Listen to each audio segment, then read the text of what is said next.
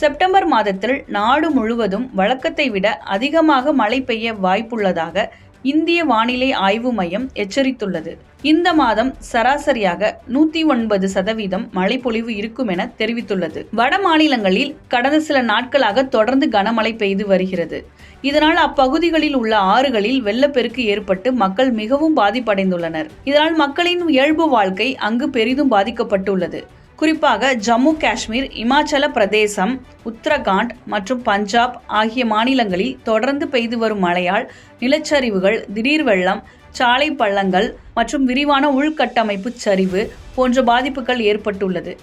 இந்த நிலையில் பருவமழையின் இறுதி கட்டமானது வட மாநிலங்களுக்கு கடுமையான மழை பொழிவையும் மேலும் ஆபத்தான நிலச்சரிவுகளையும் ஏற்படுத்தும் என்று இந்திய வானிலை ஆய்வு மையம் எச்சரித்துள்ளது.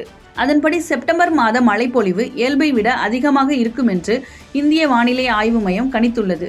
மேலும் அடுத்த 2 மாதங்களில் நீண்ட கால சராசரியின் 109% விட அதிக மழைப்பொழிவு நீடிக்கும் என்று கணிக்கப்பட்டுள்ளது. இது தவிர அடுத்த 2 வாரங்களுக்கு வட இந்தியா, மத்திய இந்தியா மற்றும் கங்கை சமவெளி பகுதிகளில் பரவலான மற்றும் கனமழை பெய்ய வாய்ப்புள்ளது.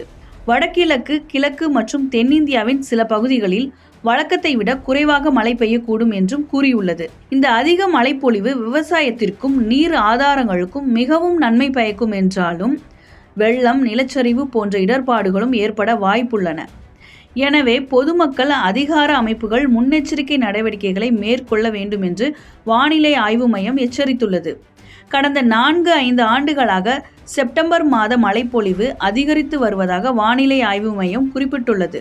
இது குறித்து வானிலை துறையின் இயக்குனர் ஜெனரல் எம். மொஹபத்ரா கூறுகையில், இந்த மாதத்தில் இயல்பை விட அதிகமான மழை பெய்யும் என்று எதிர்பார்க்கிறோம்.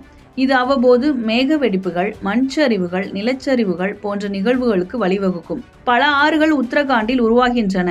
எனவே கனமழை என்பது பல ஆறுகள் வெள்ளத்தில் மூழ்கும். மேலும் அது கீழ்நிலை நகரங்கள் மற்றும் நகரங்களை பாதிக்கும்.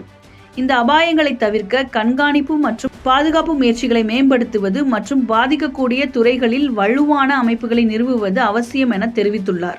1971-2020 தரவுகளின் அடிப்படையில் மாதாந்திர சராசரி மழைப்பொழிவு 167.9 மில்லிலிட்டர்கள் ஆகும். ஆனால் கடந்த ஆகஸ்ட் மாதம் பெய்த மழை இதை முறியடித்துள்ளது. வடமேற்கு இந்தியாவில் 265 மில்லிலிட்டர் பதிவாகியுள்ளது.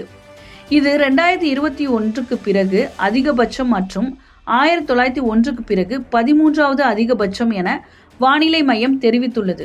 தெற்கு தீபகற்பம் 2021க்கு பிறகு அதன் 3வது அதிகபட்ச ஆகஸ்ட் மழையை பதிவு செய்துள்ளதாகவும் தெரிவித்துள்ளது. இதற்கு உதாரணமாய் ஆகஸ்ட் 20 அன்று ராய்காட்டில் 440 மில்லிலிட்டரும், மத்திய மகாராஷ்டிராவின் மலைப்பகுதிகளில் 570 மில்லிலிட்டரும் பதிவாகியுள்ளன. அதே நேரத்தில் ஆகஸ்ட் 27ஆம் தேதி அன்று ஜம்முவின் உதம்பூர் மாவட்டத்தில் 630 மில்லிலிட்டர் மழை பெய்திருப்பதாகவும் பதிவு செய்யப்பட்டுள்ளது. மேலும் ஜூன் 1ஆம் தேதி முதல் இந்தியா 743.1 மில்லிலிட்டர் மழையை பெற்றுள்ளதாகவும், இது நீண்டகால சராசரியான 700.7 மில்லிலிட்டரை விட 6.1% அதிகம் எனவும் தெரிவிக்கப்பட்டுள்ளது. இருப்பினும் பிராந்திய விநியோகம் கணிசமாக வேறுபடுகிறது. வடமேற்கு இந்தியாவில் 26.7% மழைப்பொழிவு பதிவாகியுள்ளது. கிழக்கு மற்றும் வடகிழக்கு பிராந்தியங்கள் 17.8% பற்றாக்குறையை எதிர்கொண்டன.